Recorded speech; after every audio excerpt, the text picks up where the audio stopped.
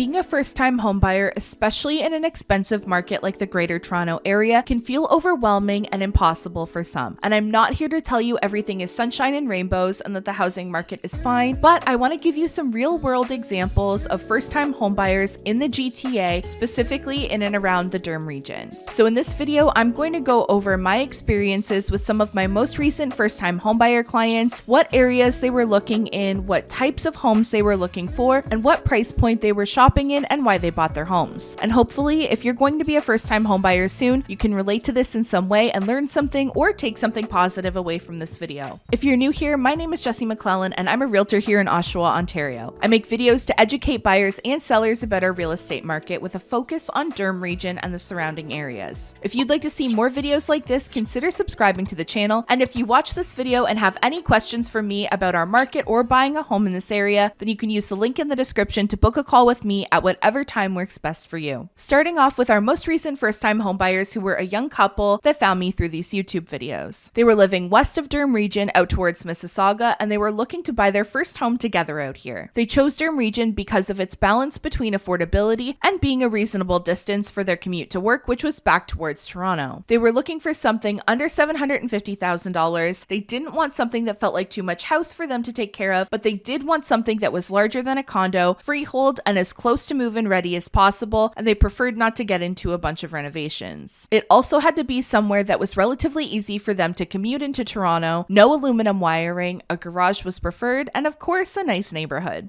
After viewing some homes, they determined that Oshawa was that sweet spot of getting what they want in a home while still being within commuting distance. They probably viewed around 20 to 25 properties with me as they narrowed down their search, and they made a total of 3 offers on homes. The third time was the charm, and they purchased a 3-bedroom townhome in the Eastdale area of Oshawa, right around the $700,000 mark. This put them in a great area, allowed them to get the size of home that worked for them, while also getting a garage. It came in below their max budget, so they weren't overextending themselves, and it's a pretty straight shot down Harmony Road for easy 401 access. And all of those reasons that make it a great property for them also make it a great property for future buyers and bode well for its resale potential, which is something I really like to emphasize with my clients, especially first-time home buyers. I know not everyone looks at real estate like an investment, or sometimes we think this is a long-term or forever home, but it's so important to consider resaleability when you're home shopping because life can change so quickly. Maybe you end up wanting to upgrade to a larger home and grow your family. Maybe work takes you overseas, or you decide to move down east. But if for any reason you decide to sell your home in the future, the process will be so much smoother and less stressful if you buy a good home in a good area.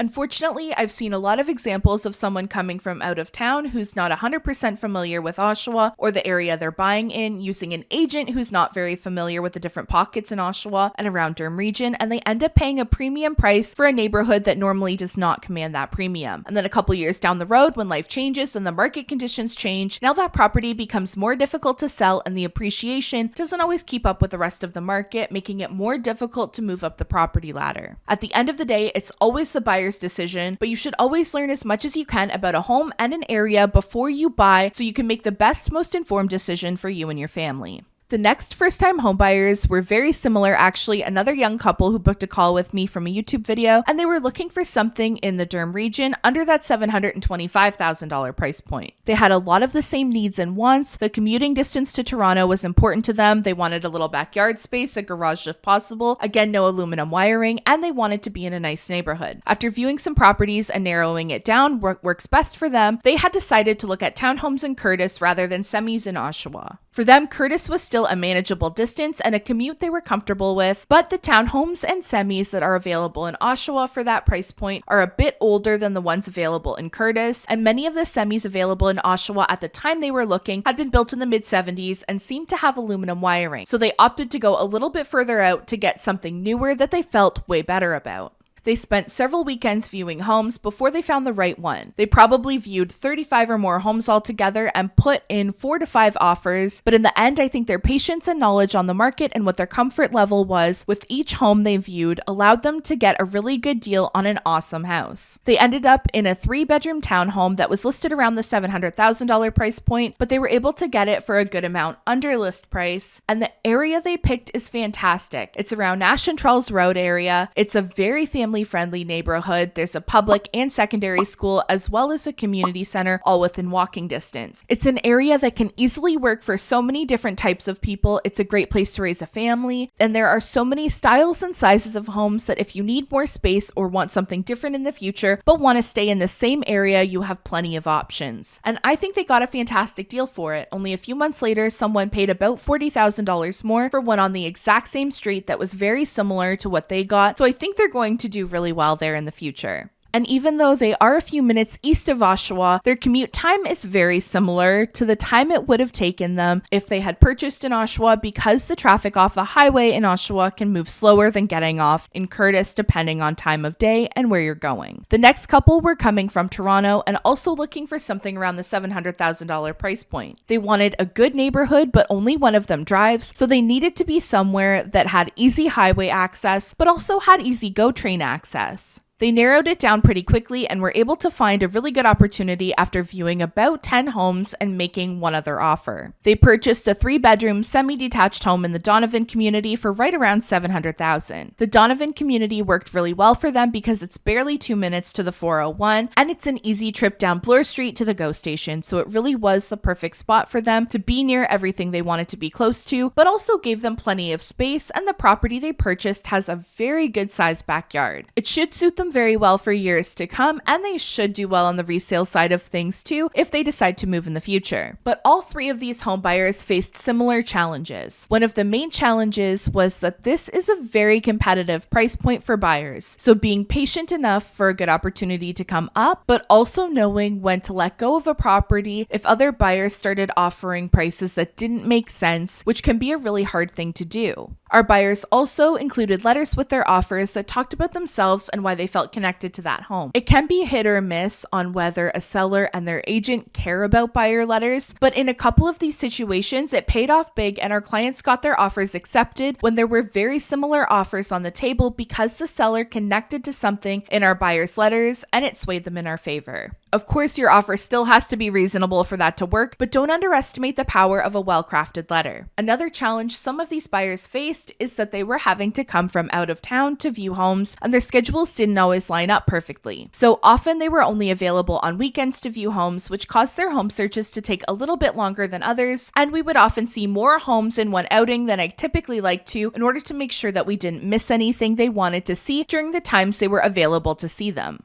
But we really worked around it together. Sometimes it meant that only one spouse would come out and view a property, and I'd show the other one when they were available. Sometimes it was a video call, or sometimes it was once I had a very clear picture of what they were looking for, I would preview the properties myself and see if it was even worth their time coming out to view. Every buyer faces their own set of challenges, and we work through it together. Hopefully so far you're getting a bit of an idea of where a lot of first-time homebuyers are looking and what they end up buying. Usually if you're in that $700,000-ish range and you're trying to stay within Oshawa or Curtis, a lot of your options are going to be townhomes and semi-detached homes, but there are even some detached properties available as well. And if your budget is a little bit lower, there are other options too. I'm currently helping a couple sets of buyers who are shopping around the $550,000 price point. One couple is looking in and around Lindsay, and they're looking for something with a bigger lot because backyard space is very important to them. They have a dog that likes to run around, and one spouse needs room for a big truck and trailer for work, and he likes to tinker with different projects, making a garage an important component of their search. The other couple is looking around the Port Hope and Coburg area because condo apartments are not a good fit for their lifestyle, and a lot of what's available in Durham region are going to be condo apartments, but a family-friendly neighborhood for their kids is very important to them. For those reasons, both of those couples are choosing to look outside of Durham region because it allows them to get more house and buy something that's more suitable for their lifestyle while still fitting comfortably into their budget. Now, the next example of first-time home buyers are a little bit different than the first few examples because they were a little bit older and at a different spot in their lives. They were a family coming from Markham who, funnily enough, reached out after watching a podcast I was a guest on, as well as a couple of our YouTube videos. They have children and felt like they really needed the extra space in the house that gave them all their own space with a good backyard. They really wanted a neighborhood that they felt comfortable raising their kids in, and being near a park really helped. They were looking around the $850,000 to $900,000 price range and were looking for a larger detached home. One of the challenges they faced in their home search, which many first-time buyers, even at different price points, will face, was because they had a larger family and needed the extra space. They were shopping in the top range of their budget, but the bottom range of what those types of homes were selling for. So the top of the budget might be around $900,000, but the homes that would work best for them were selling around that very high $800,000 to well over $1 million. So it took some time for the right opportunity to come up, but they were patient and didn't rush into something that wouldn't work for them long term. They purchased a beautiful detached home in Bowmanville with 3 large bedrooms, a 1.5-car garage, and it was located in a really nice neighborhood near Liberty Street North and Concession Street East. And my last example is also a bit of a unique situation, but I think it's something that more first-time homebuyers are going to be considering and maybe should consider in the future. These buyers were actually 2 couples who were shopping together, 2 cousins and their significant others, so they knew each other really, really well, and they decided to put their money together to allow them to look for a home around the $700,000 to $750,000 price range. They viewed a lot of homes while trying to narrow down what was going to work for everyone because they had to come to an agreement on what the living situation looked like, but also on what location worked best for everyone. They looked at homes out in Curtis and then Port Hope and eventually found a good opportunity in Bowmanville. They ended up purchasing a 3-bedroom detached home in Bowmanville with a single-car garage located in the same Liberty Street North and Concession Street East pocket that I mentioned in the last example. They got the home for under $725,000. This home worked well for them because it allowed them to stay in Durham region and finally get their foot into the door of the real estate market and begin to build equity in their home instead of paying rent. The reality of our housing market means that almost everyone, especially first-time homebuyers, will likely have to make sacrifices. It just depends on what sacrifices you're willing to make. Are you willing to start small in a condo? Are you willing to go further out? Are you willing to do renovations? Or are you willing to share a home with another couple? There's not a right answer for everyone. It's all going to come down to personal preference. This worked really well for these 2 couples because they've known each other for so long and they bought a home that allowed for a living situation that worked for everyone. But these couples also did it the right way. They went to a lawyer, had an agreement drawn up that they all signed and agreed to that laid out what would happen in different scenarios so that everyone was on the same page and agreed to what's fair. That's absolutely essential if you do decide to go that route, regardless of how great friends you are or how close family they are to you. You must have agreements in place to protect everyone involved and set the right expectations. I hope this gave you some ideas or some insight into what it's like as a first-time homebuyer in this market and some of the different options you have as a first-time homebuyer. I genuinely love working with first-time buyers and seeing them achieve what they set out to achieve, and I've been lucky enough to connect with a lot of them through this YouTube channel. There are links in the description to free resources, including a home buying guide, and there's also a link to where you can book a call with me, whether it's about buying or selling a property, or even if it's just a question about our market or the process in general. I'm more than happy to speak with you and guide you the best I can. Thank you so much for watching. I hope you found this video helpful, and I'll see you in the next one. Bye!